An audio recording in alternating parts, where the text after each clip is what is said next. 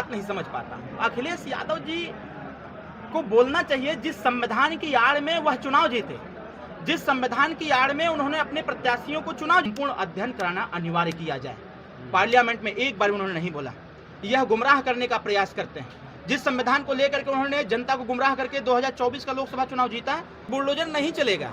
Supreme court ने अभी तमाम तरह के टिप्पणी करने का प्रयास किया है वक्फ बोर्ड पर, बिल पर भी, और अगर ऐसा है तो सुप्रीम कोर्ट को वहां इन्वॉल्व होना। विधानसभा चुनाव बिहार की पूरी तैयारी हमारी है और अभी कुछ दिन के बाद सारी चीज़ें फ्रंट पर आ जाएंगी। हम पूरी ताकत से लगे हुए हैं। इस बार बिहार के नेता, ब्लॉक के नेता, इसके साथ साथ जोन प्रभारी और सेक्टर प्रभारियों की हमने एक छोटी सी बैठक बुलाई थी और इस बैठक में हम यह देखना चाहते थे कि जो हमारी सेना है वह सेना चुनाव के बाद शिथिल तो नहीं हो गई है। लेकिन आज इस बैठक में आने के बाद और कार्यकर्ताओं से बातचीत करने के बाद यह महसूस हुआ कि हमारी सेना सोई नहीं है। हमारी सेना अपने काम पर डटी हुई है और हमारी सेना इस काम को अंजाम तक पहुंचाने के लिए कटिबद्ध भी है। आज मैं बहुत खुश भी हुआ और बहुत प्रभावित हुआ अपने कार्यकर्ताओं से कि हमारे कार्यकर्ता हार नहीं मानेंगे। तो कहीं न कहीं स्वर्गीय अटल बिहारी वाजपेयी जी भी कहा करते थे कि हार नहीं मानूंगा, रार नहीं मानूंगा। तो हमारे कार्यकर्ताओं में वह कूट कूट के भरा हुआ है और हमारे कार्यकर्ताओं ने आज जो संदेश दिया कि जब तक इस सीट पर कब्जा नहीं कर लेते तब तक हम लोग चैन से बैठने वाले नहीं। अखिलेश यादव की सेना उतार रहे हैं, यादव सेना। अखिलेश यादव जी की जो यादव सेना है वह अप्रत्यक्ष रूप से उनकी सरकार में ही गठन हो चुका था। माननीय अखिलेश यादव जी जब उत्तर प्रदेश की कोई भर्ती आती थी तो वो सेना ही तैयार करते थे, स्वजाति सेना, उसका नाम स्वजाति सेना था।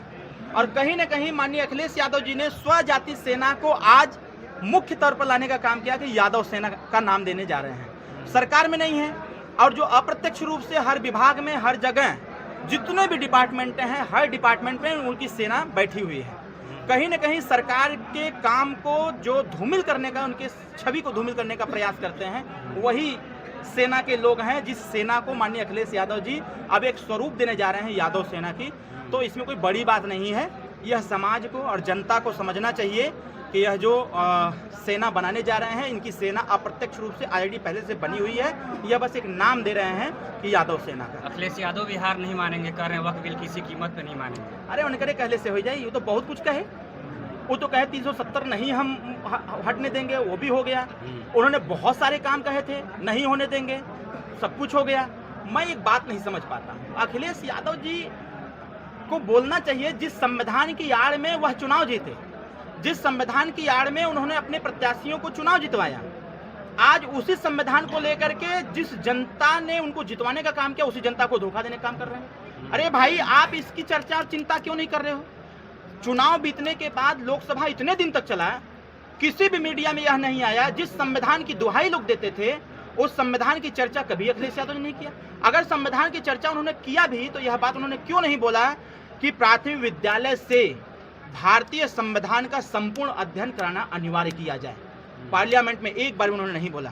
यह गुमराह करने का प्रयास करते हैं। जिस संविधान को लेकर के उन्होंने जनता को गुमराह करके 2024 का लोकसभा चुनाव जीता है, उनको तो चुल्लू भर पानी में डूब मरना चाहिए। अपने समस्त साथियों को लेकर के सदन में यह बात बोलना चाहिए था, प्रधानमंत्री के सामने यह बात, गृह मंत्री के सामने, पूरी सदन के सामने बोलना चाहिए था। तो यह जनता ताली बजाती और कहती कि जिस संविधान के नाम पर तुमने वोट लिया था, कहीं न कहीं अगर वो संविधान को पढ़ाने की बात करते तो जनता उनके साथ खड़ी रहती। लेकिन उन्हें जनता को धोखा दिया और मैं यह जरूर कहूंगा कि अखिलेश यादव जी धोखेबाज हैं। उनको सदन के अंदर बोलना चाहिए था कि संविधान का अध्ययन प्राथमिक विद्यालय से होना चाहिए और इसका संपूर्ण अध्ययन होना चाहिए, ताकि गरीब जनता जब संविधान पढ़ेगी, उनके बच्चे पढ़ेंगे तो अपने अधिकारों की रक्षा स्वतः कर पाएंगे। बंगाल में हिंदू पलायन कर रहा है, क्या कहना चाहेंगे? ये वहाँ की सरकार फेलियर है और वहाँ जिस प्रकार से कट्टरपंथी एक दिखाई जा रही है ममता जी के द्वारा, यह टोटली गलत है।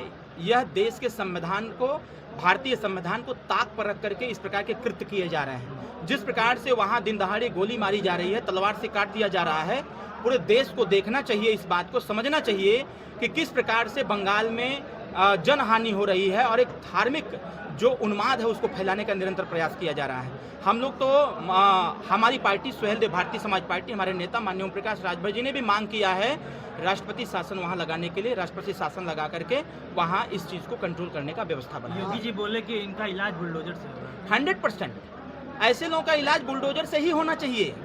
सुप्रीम कोर्ट ने कहा कि बुलडोजर नहीं चलेगा। सुप्रीम कोर्ट ने अभी तमाम तरह के मतलब टिप्पणी करने का प्रयास किया है वक्फ बोर्ड पर बिल पर भी, और अगर ऐसा है तो सुप्रीम कोर्ट को वहां इन्वॉल्व होना चाहिए। बंगाल को देखते हुए जिस प्रकार से जनहानि हो रही है, धार्मिक उन्माद बढ़ाने का निरंतर प्रयास हो रहा है, सुप्रीम कोर्ट को भी उसमें दखल देना चाहिए।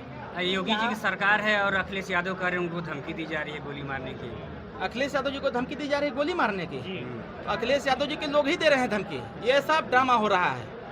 हमारे ऊपर जब हमला हुआ था तो यही अखिलेश यादव जी हमसे कहे थे, उस समय पास कोई सिक्योरिटी नहीं थी। अखिलेश यादव जी ही कहे थे कि ओम प्रकाश राजभर तो बोलते हैं कि हमसे बड़ा गुंडा कौन है, तो उनके बेटे को नहीं डराना चाहिए। तो अखिलेश यादव जी सेना बना रहे हैं तो सिक्योरिटी की आवश्यकता है भाई? अखिलेश यादव जी यादव सेना बना रहे हैं तो उनको सिक्योरिटी कोई आवश्यकता नहीं है। जितनी सिक्योरिटी हटा लेनी चाहिए और हटा करके उनको अपनी सेना लगानी चाहिए, जो अप्रत्यक्ष रूप से अपनी सरकार उन्होंने सेना का गठन किया हुआ है। तो अखिलेश यादव जी डरे न, पूरी एनडीए सरकार पूरी तन्मयता पूरी ताकत से उनकी रक्षा सुरक्षा करना जानती है, क्योंकि एनडीए सरकार संविधान से चलती है और एनडीए सरकार संविधान के हर अनुच्छेद का पालन करती है, हर प्रावधान का पालन करती है और संविधान के ही आधार पर उनकी रक्षा भी कर रही है। इसलिए इतना भारी भरकम सुरक्षा दे रखा है ना हमारी सरकार ने। बड़ा सम्मेलन करने जा रहे हैं आप? 100% होगा। सुहेल देव भारतीय समाज पार्टी 2027 का आगाज कर रही है।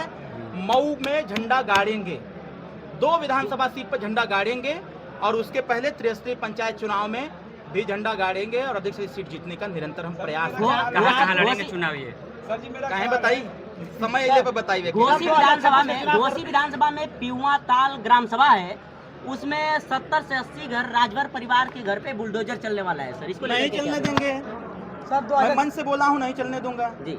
मैं अपने कार्यकर्ताओं को लगाया हूँ कि वहाँ जा करके भौतिक निरीक्षण करिए, कागज पत्र देखिए, जमीन किस मद का है, क्या समस्या है, यह सारी चीज़ों की जानकारी होने के बाद मैं स्वतः इंटरफेयर करूंगा और मैं 99.9% प्रयास करूंगा कि बुलडोजर न चले। 2026 का चुनाव की तैयारी कर रहे हैं और भाजपा 1 नेशन 1 चुनाव की तैयारी कर रही है। क्या बात है, 1 नेशन 1 इलेक्शन 100% होना चाहिए। उसमें यार हम ही तो लगे थे, पार्टी के एजेंडे में है 1 नेशन 1 इलेक्शन, लेकिन इसके साथ साथ एक और एजेंडा था।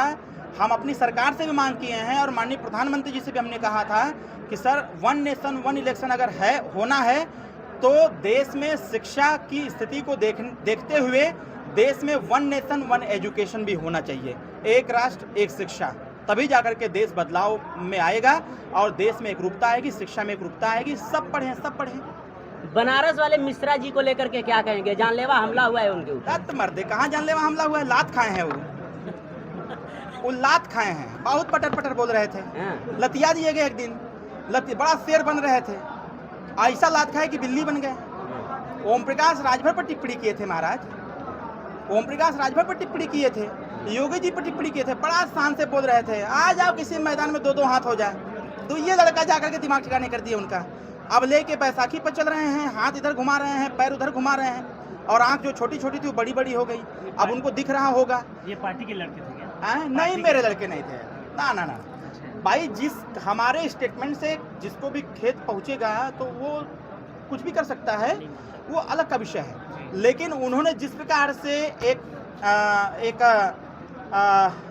धर्म पर जिस प्रकार से उन्होंने आघात किया, धर्म पर टिप्पणी किया, इसके साथ साथ सरकार की कार्यों पर टिप्पणी किया, यह भी ठीक।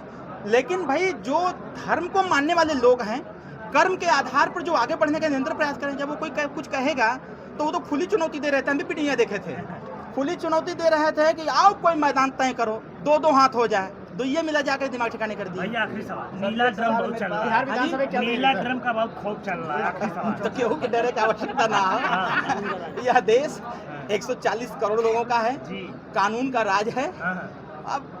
अब यह एक घटना घटित हो गई तो अब उसको लोग सबसे ज्यादा ट्रेंडिंग में ला दिए रील्स वाले। तो इन लोगों को इस पे थोड़ा सा अंकुश लगाना चाहिए। यह भय पैदा करने का माहौल नहीं है, ये लोग अपना व्यूज बढ़ाने का काम कर रहे हैं रील्स बना कर। साध्वी प्राची ने जो है पुरुष आयोग की मांग किया। अरे भाई, जब महिला आई ऐसी बात, मांग तो बहुत कुछ हो रहा है। हम तो कह रहे हैं कि राजभर रेजिमेंट बनना चाहिए, हम तो मांग कर रहे हैं। अभी अखिलेश यादव जी कह रहे हैं सेना के लिए, हम कब से बोल रहे हैं कि देश में राजभर रेजिमेंट बनना चाहिए जो देश की सीमाओं की रक्षा कर सके। हमारा समाज, राजभर समाज, इस देश की लड़ाई लड़ा है, इस देश की आन बान सम्मान की लड़ाई लड़ा है। जो विदेशी आक्रांता इस देश में आए थे उनको धूल चटाने का प्रयास किया। जितने लोग आए थे कोई बच के वापस नहीं गया। जो इतना क्रांतिकारी समाज रहा हो तो हम मांग करते हैं कि यह हटाइए, सबकी रक्षा की जिम्मेदारी राजभर को दे दीजिए, राजभर रेजिमेंट बना करके। जहाँ भी बिहार विधानसभा क्या तैयारी चल रही है आपकी? विधानसभा चुनाव बिहार की पूरी तैयारी हमारी है और अभी कुछ दिन के बाद सारी चीज़ें फ्रंट पर आ जाएंगी। हम पूरी ताकत से लगे हुए हैं। इस बार बिहार में हम विधायक भी जितवाएंगे और सरकार बना करके मंत्री भी बनवाएंगे।